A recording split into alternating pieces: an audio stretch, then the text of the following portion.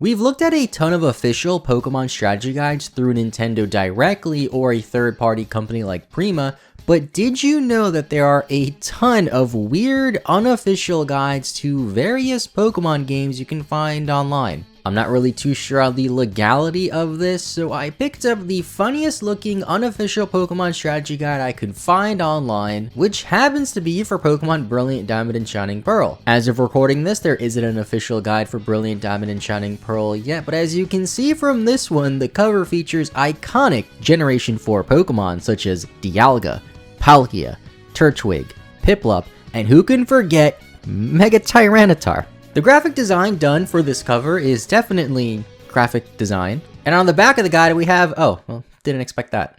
Now obviously the guide isn't Nintendo approved, and quite frankly I have no idea who approved this, but it is a guide and walkthrough that covers the entire game. Taking a look inside, we have the contents telling us to never avoid a trainer battle, followed by this excerpt welcoming us to the world of Pokemon, which states, "Hello and welcome to the world of Pokemon. Whether you're a veteran from Veilstone or fresh off the boat to the Kanalave port, Pokemon Brilliant Diamond and Shining Pearl are packed with all kinds of challenges and conundrums to overcome. While some of us have technically been to Sinnoh before, and will be visiting this ancient counterpart Hisui in a couple of months' time, it's safe to say that Brilliant Diamond and Shining Pearl have quite a few surprises in store for anyone willing to look. From the perennial agony over choosing your starter, to intricate details about all of the post-game content and the long-coveted Gen 4 remakes, we've put together a complete Pokemon Brilliant Diamond and Shining Pearl walkthrough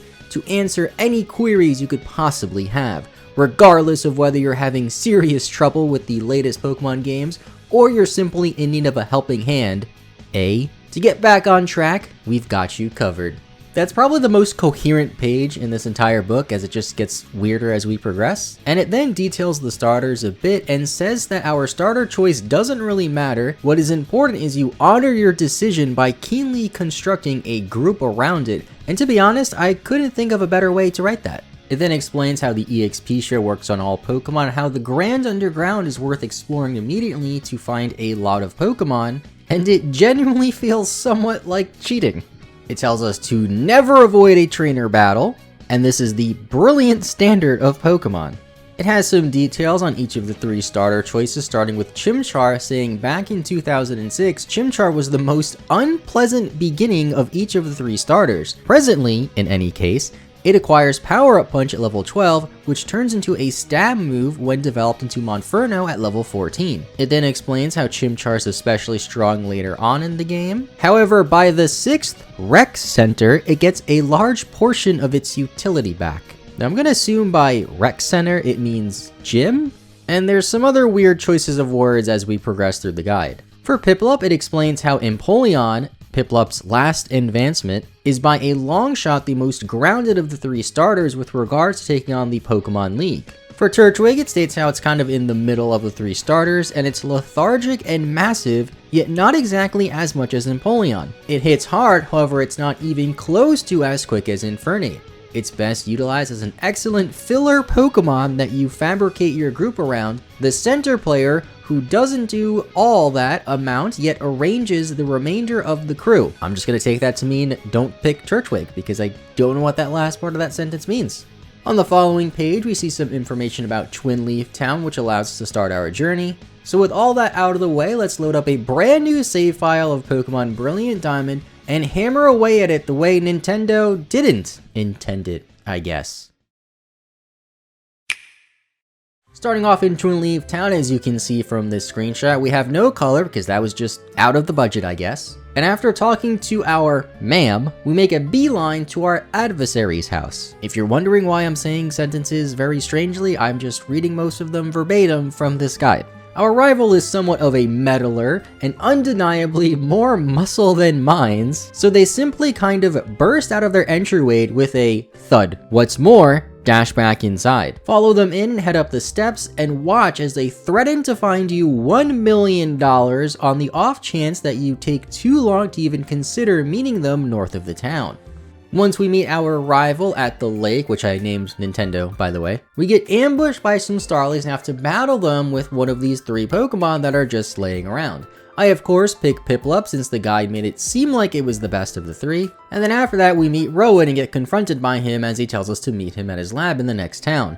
Before doing that though, we return to Twinleaf to converse with our ma'am, who will provide us with a couple of running shoes to guarantee you at this point don't move at the speed of an especially older Macargo. That's a very eloquent way of saying you're slow. When we meet Rowan at his lab, the guide says how the educator has liberally concluded he's going to permit you to keep your Pokemon. How wonderful. He additionally gives you a Pokedex and assigns you with finding every single sort of Pokemon that can be found in Sinnoh, which is somewhat less than wonderful. This takes us to the new section about Jubilife City, and every time the guide has a new section, it starts off by saying something along the lines of, "This is section 2 of our authority, Pokemon Brilliant Diamond and Shining Pearl Total Aid and Walkthrough." I don't know what it means by authority there. Sounds rather intimidating. But luckily for us, you can get the absolute best early game Pokemon coming. So after telling our ma'am about our journey, we return back to Sand Gem Town and learn how to catch a Pokemon. The guy then explains a lot of Pokemon he recommends us to catch, such as this Shinx, which is home on Highway 202, which ultimately grows up to turn into the hugely amazing Luxray. Prior to Jubilife City, Mary contend that it's practically vital for everybody's most loved electric feline. Now, I know a lot of the times when I read guides, I say I don't know what that means, but I'm typically joking because they say it in a weird way. This time, I genuinely don't know what it means. Is this a way of saying that Shinx is a very loved Pokemon? The more I read this guide, the more it seems like somebody just wrote it in a different language and then just threw it in Google Translate, which would explain why it calls gyms rec centers and routes highways. The guide then goes on to say how Shinx won't be very useful against the Oreburgh City's rock-hauling Pokemon, yet considering that Brilliant Diamond and Shining Pearl utilize Sword and Shield's programmed party-wide EXP share work, Shinx won't fall behind on the XP since it'll just nab a bunch of XP even if we're not using it. Similarly, it says how we can get a Starly, assuming you need, we would say, Staraptor is fit for making it the entire way from Route 202 to the Hall of Fame. Kinda weird how it goes from highway to route in the same paragraph. And the final Pokemon we catch on this route, Bidoof, while helpful in the first games because of its capacity to become familiar with numerous HMs, is pointless in the BDSP changes because of the way that HMs are presently worked with a straightforward Pokétch application. Apologies, Bidoof, we actually love you. In Jubilife City, we then battle our rival in the trainer school as he is there for reasons unknown, and then battle these other two trainers in the trainer school for some extra EXP, which the guide loves for us to get. We then find these three comedians in order to get the Pokétch, and prior to leaving Jubilife, we head through the western exit on Route 218 in the door between the course and the city to converse with an angler to catch ourselves an Oldrod, and then recommends that we snare ourselves a Magikarp, then head back to the city, and trust me, you'll say thanks to me later, which I'm guessing is foreshadowing Gyarados. We then go up north to Highway 203 to get a Budew, the primary Pokemon in Roserade's transformative chain. Considering that Gen 4's hardest rec center Pioneer utilizes water types and one of the Elite Four individuals has practical experience in ground Pokemon, Roserade is one of the single most grounded Mons you might perhaps get in Sinnoh. If you accepted our recommendation partially one, there's then a few grammatical errors on this next page, but it's basically saying once you reach Oreburgh, if you followed all of their suggestions, your team should be something like your starter, which I nicknamed Subscribe by the way, which you should totally do, Shinx, Starly, Magikarp, and Budew, which to be fair is a pretty strong team for a Generation 4 game. It then says how we can now go north to the Ravage Path, despite the fact that your way forward will be discouraged, so there's no actual point in going there yet. Don't know why it told me I can go there, then to just say there's no point in going in there next. But that takes us on to the next section, which is the authority on how to beat the first gym. Now, before we actually get to Oreburgh City, we have to battle our rival, and of course, the guide mentions that with a loud thud, and then says how our adversary will have a level 7 Starly and a level 9 starter Pokemon. Considering that they generally pick the starter that enjoys a super viable upper hand over yours, or is just super effective against you, and maybe, more critically, that each of the three choices would have procured Stab, same type Assault reward, which, I mean, I guess isn't technically wrong. It's significant that you go up against it with something other than your own over-leveled starter. For Turtwig, use Starly. For Piplup, use Shinx. And my favorite part, for Chimchar, Just don't let it hit you. Alright? That's definitely a lot easier said than done, but luckily for us, he didn't have a Chimchar, so we got through him no problem. We now have to go down to the Oreburgh Mines to find Rorik, and then the guide mentions how you can catch Onix, Geodude, or Zubat before we leave the mines. Albeit 2 of these Pokemon aren't completely evolvable without exchanging, and the third is futile until you get 10 million years to know it, which is a fancy way of saying rock types aren't good right now, and evolving Golbat into Crobat takes a long time, so the guide doesn't suggest we catch any of these mons unless we're a mega fan of them. The guide writer then says that they're a mega fan of Crobat, so they're eating their own words here. Now for the fight against Rorik and his rock type foes, the guide doesn't really say much other than ensuring that our starter is at least level 14 or higher, which ours is. It then says for a points by points depiction of the actual fight, save watch for our in progress guide on the best way to take on Rorik with each starter. Although it doesn't tell us anywhere in the guide a play-by-play analysis for each starter on each gym, other than saying that Turtwig and Piplup are super effective against rock types.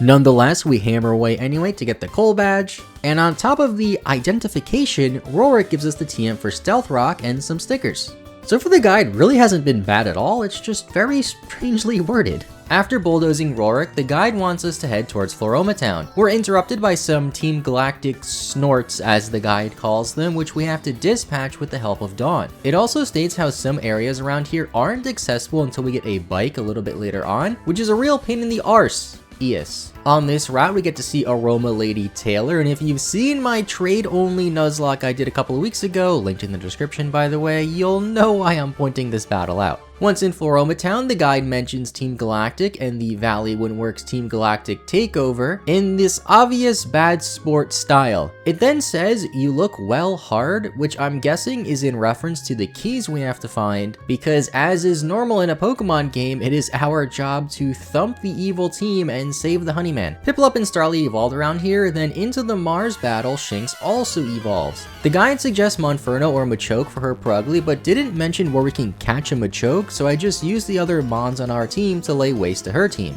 It then calls the grunts Ejits, which is apparently slang for idiot in the UK and Ireland, and then details the Eterna Forest. There aren't any Team Galactic snorts here, but there is Cheryl, and the guide says Nuzlockers should cheer about her because she heals our Pokemon whenever we need them to. While this isn't an official Pokemon guide, it's still cool to see a Nuzlocke referenced in any guide, and it said there's a lot of signs in the forest, so getting lost should be difficult, but to catch a Baneri, so I did, and of course I named it Chad. It then says once you're free and clear, I'm not really sure what that's a joke about, you'll arrive in the last stretch of Route 205, which is about a stone's discard from Eterna City, not to be confused with a stone's throw. This town's rec center can be difficult, but we have Staravia to help us out against her grass type team. The guide then says, since we're beautiful individuals here at The Gamer, we've risked screenshotting the areas for each of the 4 coaches in Gardenia's exercise center. This makes finding the hidden junior trainers a lot easier so we can then battle Gardenia. But what was that part about The Gamer? If you don't know, The Gamer is a gaming news and media site, so out of curiosity, I looked up their guide for Brilliant Diamond and Shining Pearl,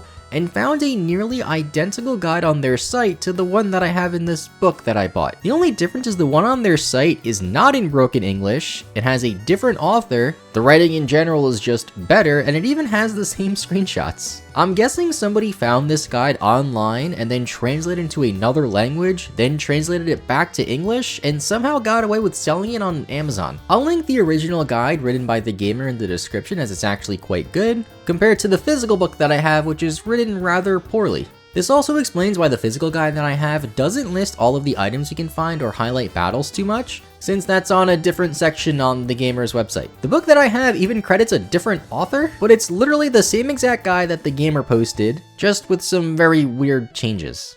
Anyway, Staravia made the gym go by in 2 shakes of a lamb's tail, and so did the Team Galactic HQ nearby, although the guide did specifically say to heal to ensure we'll have more PP.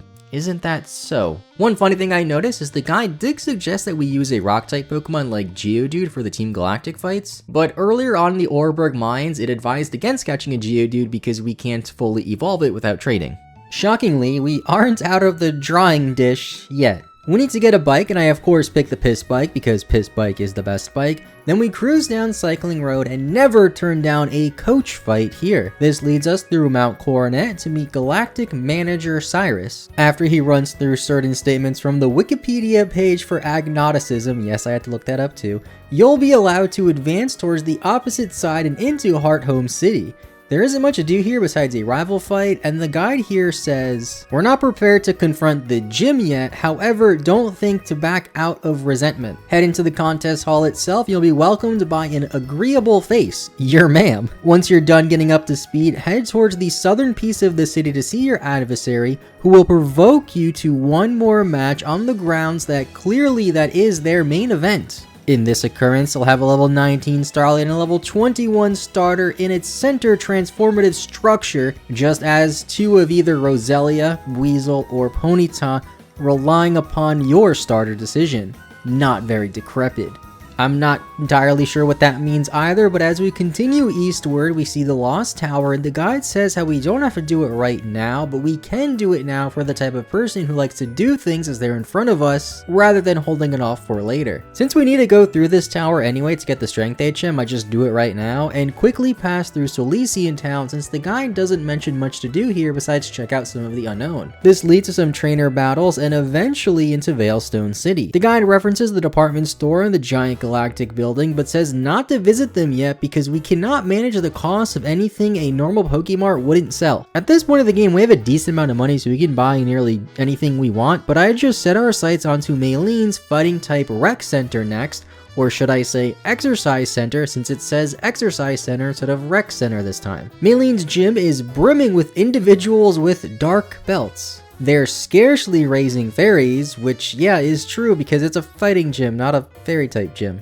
The guy notes how Staravia is good here as well, like it was in the previous gym, but also Monferno is good for her Lucario, as well as Geodude on her Lucario if you don't have Monferno. This is another time where the guide suggests Geodude, despite saying not to catch Geodude the first chance we had to catch Geodude. However, Geodude is a rock type Pokemon and it's weak to fighting and steel, so it's really not that great against Lucario. I guess you could technically just Earthquake it if you have it and live with a Sturdy. But I hammer away for the third badge anyway with our Staravia, then see Dawn, who hustles off to the Team Galactic Snorts. While she is over there snorting or whatever, we can head south and into Pastoria City. On the way, we see the Valor Lakefront, and the guide says how we'll have other pages on getting the Sweet Key and other stuff soon around this section, and others become possibly the most important factor for later in the story, such as engaging Morimoto. I think that's supposed to be in reference to completing the Pokedex and talking to Game Freak in the offices to get the certificate, but as we make it into Pastoria City, Budew evolves into Roselia and we collect the Defog HM from this green-haired individual.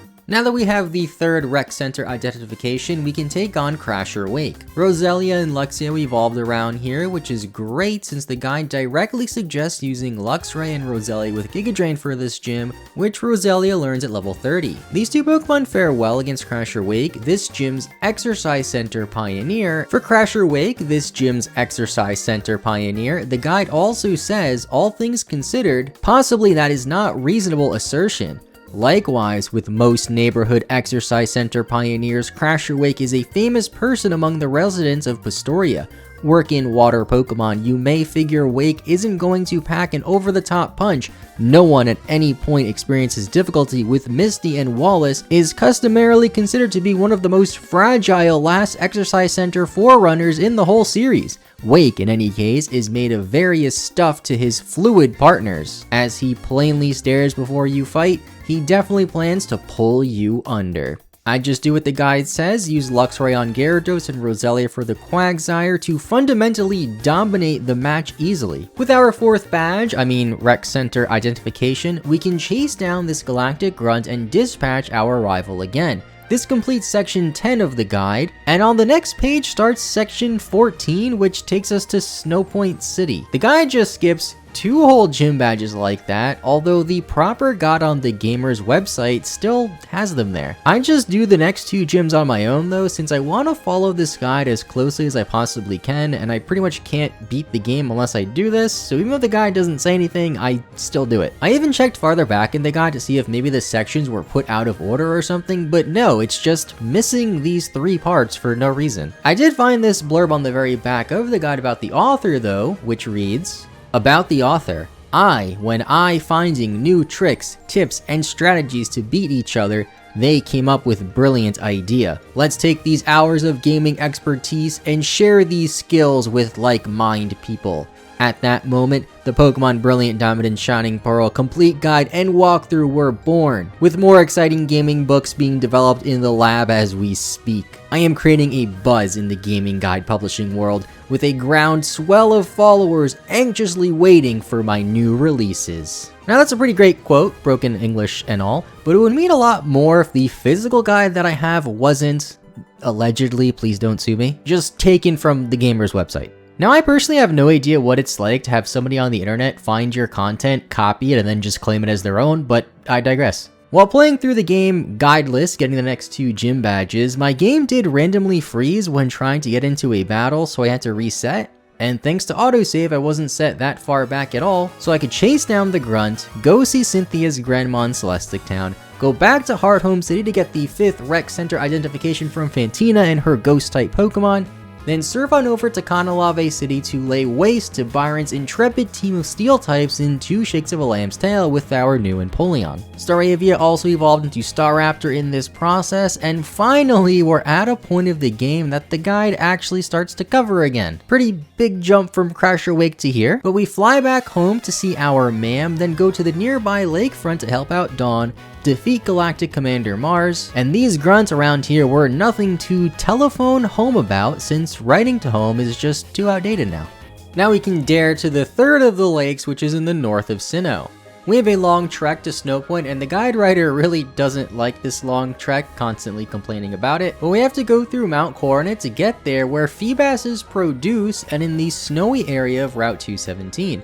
I battled every trainer I could here as the guide always recommended, and even ran into a shiny Snover. I haven't found a shiny Pokemon in one of my playthroughs, or a shiny Pokemon in general, in over a year, so I was pretty surprised. I did end up catching it and left it in the PUC, where it will most likely stay for eternity. This does take us to Snowpoint City though, and the guide says how after around 100 hours of traveling across hail and snow, farther than a 15-year-old My Chemical Romance fan can. Farther than a 15-year-old My Chemical Romance fan can what? It also says how Mindy sucks. If you don't know who Mindy is, she is the infamous trainer who trades you a Haunter holding an Everstone so it won't evolve, and how dreadful she is before going into the gym, or should I say, rec center. I forget the name of this rec center's ace pioneer, but this guide does give us a step-by-step walkthrough on the gym puzzle to remove all of the snow boulders. It even tells us to utilize the D cushion, which took me a few minutes to realize what it meant, but it actually means the D pad on the controller.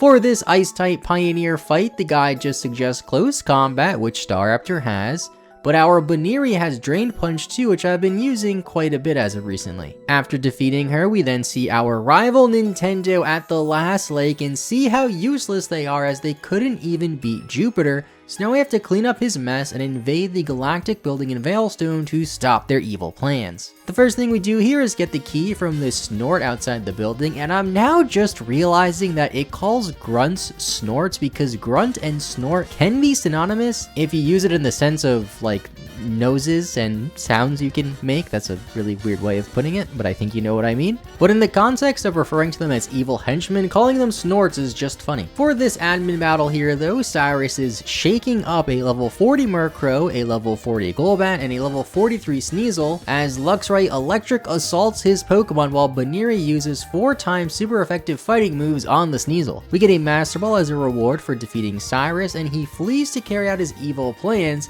and we have to gives up stop him. Yes. Well, I guess there was a question mark at the end of that, so it's really, we have to give up stop him. Yes? I picked up some items at the mart before heading back into Mount Coronet as the guide recommended, and this guide calls Mount Coronet somewhat perstickety. Or is it persnickety? Another word I don't know, but I follow it through, and golly, the guide really likes saying golly too, I just haven't really pointed it out. As we reach the top, find Cyrus and dispatch him one last time. Baneri evolved into Lopunny around this fight, and we can now fight Dialga. I saved my game right before the battle as the guide recommended, but wipe on the first try trying to catch it, then on the second attempt I accidentally knocked it out. The guide did also say not to stress if we knock it out since we can get another later on, so I just trek along to Sunny Shore City and prepare to fight Volkner, the hardest Rec Center pioneer in Sinnoh next to Crasher Wake.